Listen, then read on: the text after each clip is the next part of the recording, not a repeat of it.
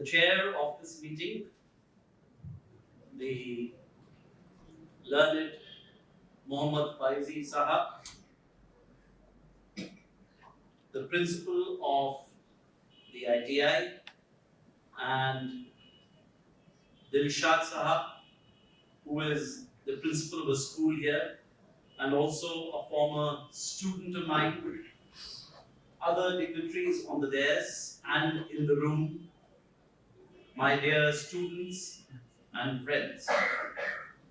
First of all, I want to say that this is my second visit to the Markaz.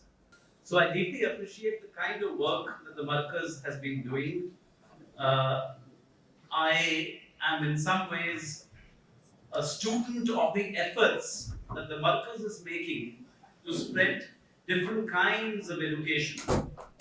I say I'm a student of these efforts because now I've given up my professorship and I myself run a small NGO that seeks to establish schools for disadvantaged children in different parts of the country, beginning with rural Bihar.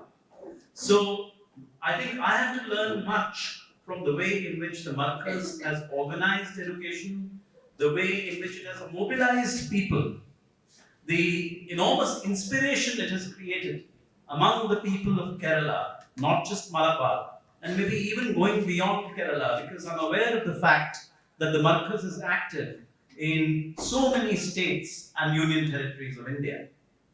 So this is a great, great opportunity for me, and I hope that I'm able to maintain my contact with the Markaz and its activities in the future. Now, I understand that you are at this moment conferring on two related subjects. One is learning for people, planet, prosperity and peace, and today is the International Day of Education. The other one is sustainable society, strong nation. And given what is happening in our country today, as well as the fact that you are engaging with the idea of the nation, indeed with the idea of a strong nation, and given my own background, my own academic and research background in history and kindred disciplines, I felt it is probably important to speak to high school students, to college students about we the people and India today. We the people and India today. Now, I want to focus a lot on this phrase, this starting phrase of the Indian Constitution. We the people. Why? Because you would have seen in the news that this huge movement that is developing all over our country and in Kerala too, against the CAA, the Citizenship Amendment Act, and against the NRC, the National Register of Citizens. In this movement, you would have noted one thing in the pictures that you see on television, namely that people are using the national flag a lot. This being the symbol of the Indian Republic, right? They're using the national flag. I haven't seen the usage, this kind of usage of the national flag in many other demonstrations or protests that may have taken place 2, 3, 4, 5, 10 years ago, right? They're using the national anthem and they're using the Constitution of India. They're in fact reading the preamble. They're trying to understand what the preamble says. They're focusing indeed on this phrase, we the people. And it is important to ask, why are they doing all this? Why was this not done in the near past? Why has it become so important for people to do this today? And I have an answer. My answer is that for many, many years, the BJP and the Hindu right tried to sell to us its own version of nationalism. Not just of Indian nationalism, but also of the category, the concept of nationalism. See, we might ask, what is a nation? what is nationalism? And we might also ask, what is Indian nationalism? So, on all these questions, the BJP has been trying to give us their own version. And it is also the case, sometimes not without reason, that many people who are against the BJP, who are from the liberal camp, from a center position, or from the left, they have given up the language of nationalism. I would say they had given up using the language of nationalism. So, for example, the Communist Party of India had a newspaper several decades ago called The Patriot.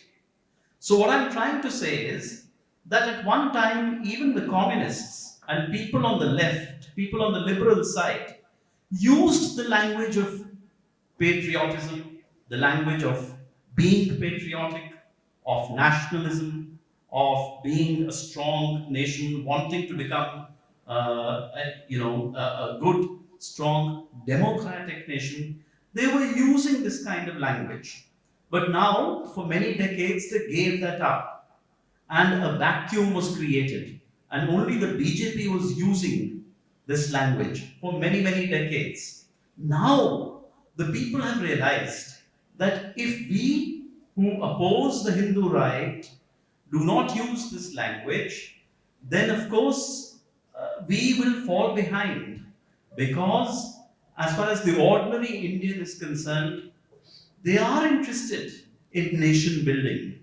And this is proven by the fact that even the Markaz has decided to discuss a subject like sustainable society and strong nation. Okay, so people are interested in something called the nation.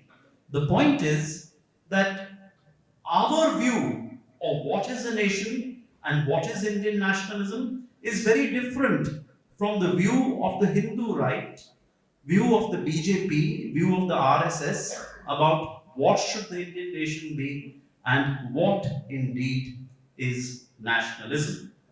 So, when the people today in opposing CAA or the National Register of Citizens use this language, why are they deploying such a phrase? In so doing, they are questioning the BJP's view. Therefore, it is important to see what the two views are. Okay? And as I say, the two views are not the same, they are very different. I'll develop this thought a little more as we go along. I would only say at this point that the Constitution of India itself has a view about nationalism, not only about Indian nationalism, that it does, but even about what is nationalism. Okay? And I'll speak of what we may call constitutional nationalism a little later. But first, let me go back to the phrase, we the people. Does anybody know? Would you be able to tell me what does this phrase mean? And how did it come into the Constitution? And what is the history behind this usage, this very stirring, very moving usage with which our preamble and our Constitution opens, we the people, right? From where does this phrase come? What is it all about? Okay? Do you know the background of this phrase? Why have we chosen it why have we kept it in the preamble? Why do we begin the Constitution with this phrase? What is the meaning of this phrase? So, see, the point is, in 1947, when we became free, we decided to be a democratic nation. And so, when we decided to be free, we said we will be a democratic nation, right? Yeah. We said we will be a democratic nation. And everybody got the franchise. So in 1950, the Constitution bestowed upon everybody the franchise. We are a country of universal adult franchise. You would know that even as late as 1928, in Britain, until 1928, women did not have the right to vote. And in India, before 47, only the rich and the powerful and the highly educated people could vote. But in 47, everybody, irrespective of their background, got the right to vote. So this means that we said that the decisions we take about our country, internal or external, these decisions will ultimately rest with the people. In technical language, this is called popular sovereignty. Sovereignty means that we have the right to take decisions regarding our country. No other country can interfere in our decisions about India. And popular sovereignty means that the people are sovereign. The people are sovereign, not the ruler, not the king, not the narrow ruling class, but the people at large are sovereign. Now, this is a very, very interesting concept. And it necessarily means, if you have to implement it, it necessarily means that there should be democracy, there should be rule of law, there should be discussion during and before and after governance, as part of governance. It means that you have to respect a certain system created by the people themselves and put in the constitution. So, therefore, this was a radical step, because this is the difference between a citizen and a subject. In the old days, we had kings, we had empires, and the empires had subjects, praja. They did not have nagarik or citizen. Okay? But modern nation states are based on the idea of equal citizenship, where everybody has the same rights irrespective of background. So this phrase, "we the people," is a result of the fact that during the national movement, we launched a struggle against the British throughout India, where people from all the different parts of the country came together, and in the course of the struggle, over the last 40-50 years, beginning with 1880, ending in 1950, they decided that it is the people who will be sovereign, it is the people who will make the decisions in a free India. Okay? So, this therefore means that our nationalism, our idea of nationalism, is what I may call an idea based on equal citizenship. Why is India a nation? In what sense is India a nation? Is it a nation because it has one language? No. Is it a nation because it has one religion? No. It doesn't have one caste, it doesn't have one history. Many different parts of India have different histories. In fact, you would know that, in our history books of the NCERT, the title we use for the books of class 6, 7 and 8 is Our Pasts.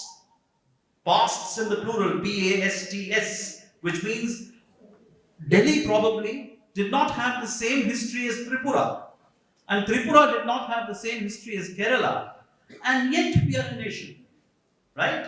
There are those who say that a nation can become a nation only on the basis of single language, single religion, single culture, single creed, single race, etc. But there are those who say no. We can be a nation despite all the diversity, and we will celebrate that diversity. So if we are a nation of many different religions, of many different languages, etc., what is it that binds us together? That which binds us together is the idea of equal rights-bearing citizenship. The one thing that we all respect is that every Indian is politically equal, that every Indian is a citizen, right? This is the idea that we all respect. And this kind of nationalism, which is based on equal rights-bearing citizenship, on the rule of law, not the rule of any one person, on the rule of democratic governance. This idea is called civic nationalism. And this idea is very different from the idea of ethnic or religious nationalism. Because there can be nations such as Germany, I'm giving you only one example, that for several centuries defined itself as an ethnic nation, as a nation based on a single ethnicity. But here in this country, we do not talk of a nation based on single race or single ethnicity or single creed or single language. Now, I'm speaking therefore of two very, very significant ideas.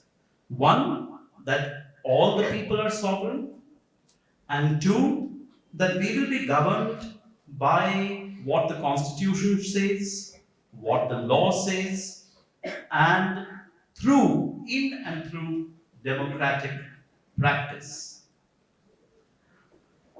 You know, when we say that we will be governed in and through the idea of equal citizenship, what does this really mean? Let me tell you a story. There was a biologist, a British biologist, called J.B.S. Haldane. J.B.S. Haldane. Haldane came to India in 1956, and at the age of 64, he became an Indian citizen. He became an Indian citizen. Very famous biologist, also knowledgeable in mathematics and statistics. So he joined the Indian Statistical Institute in Calcutta, in Bengal, and started living there. Soon afterwards, one American scientist, who was his friend, wrote an article about Haldane, describing Haldane as a world citizen. And Haldane immediately wrote another article, responding to this article that the friend had written, and said, yes, in some ways, I am a cosmopolitan person.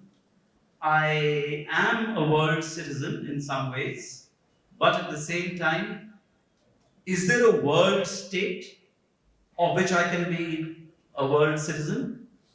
Since there is no world state, I want to be and am an Indian citizen. And he said, very interesting. He said, now let me ask you, he said, what is citizenship? He said. And you know his answer? His answer is a very unique answer. He says, one of the main duties of a citizen is to be a nuisance to the government of his own state. That is, a citizen is a person who is a nuisance to the government of his own nation state. That means he should not sit back and simply accept what the rulers are doing. If the rulers are to be criticized, he should criticize them. Right? Which in many ways is the essence of democracy. You cannot tolerate authoritarianism, and you cannot tolerate the imposition of just one view. I am very keen to read out the entire passage that Haldane wrote in response to this article written by his friend, and after that I will conclude with a remark or two. So Haldane says, no doubt I am in some sense a citizen of the world, but I believe with Thomas Jefferson that one of the chief duties of a citizen is to be a nuisance to the government of his state. As there is no world state, I cannot do this. On the other hand, I can be and am a nuisance to the government of India, which has the merit of permitting a good deal of criticism. He's writing in Nehru's days, of course. So Nehru, his government, permitted criticism, and he says, no, it reacts to the criticism rather slowly. I also happen to be proud of being a citizen of India, which is a lot more diverse than Europe, let alone the USA, the USSR, or China, and thus a better model for a possible world organization. It may, of course, break up, but it is a wonderful experiment. So I want to be labeled as a citizen of India, right? So what I want to say to you is that this view that we are all equal citizens, a citizen's duty is to be critical, to be watchful of the government, obviously to support the government where it needs to be supported, but also to criticize the government as and when we feel that the government ought to be criticized. Remember, the government is not the state, and the state is not the nation. Right? What this present dispensation has done is that they've confused all of these categories. They confuse the prime minister with the government with the state with the nation. And it is very important in this context, in today's context, to bear this in mind that Haldane's civic nationalism is very, very different from the Hindutva type of nationalism that the BJP promotes, where they are illogical because they are not talking of we the people irrespective of the people's background, right? I think it's important for us today that we oppose ethnic or religious nationalism, where they may not say it, but implicitly, everything they do is foregrounding a certain community and marginalizing the other communities, marginalizing the minority communities, right? That is what is revealed through projects like NRC and CAA, etc., etc. So, it is very important that we fight this ethnic or religious nationalism of the BJP by invoking the idea of a civic nationalism or a constitutional nationalism, which our own constitution has implicitly given us. I think this is the most important point that I wish to make today. There are many things that I can say, but in the interests of time, I must stop. I'm sure there'll be an interesting Q&A, and in the Q&A, maybe I can give you more details about these two different forms of nationalism. One which believes in we the people, irrespective of what the background of the person is, whether they're rich or poor, lower caste or upper caste, Hindu or Muslim, Malayalis, Bengalis, or Punjabis, we all come together, and respecting the idea of equal citizenship, we create a fraternity, which is also a word of the preamble itself. A deep horizontal comradeship across the whole nation, because we are in this project together. Because you see, it is the nation state that is sovereign. Therefore, obviously, we have to be in this project together. Okay? This is one way of understanding patriotism or nationalism, and it is this way that should be used to fight the sectarianism of the BJP. I'll end by saying that the famous scholar and now even politician Yogendra Yadav wrote an article a year ago where he describes the nationalism of the BJP as anti-national. Okay. So in the good old days of Gandhiji and the national struggle, national meant one thing and anti-national meant one thing. And I think today these words mean just the opposite.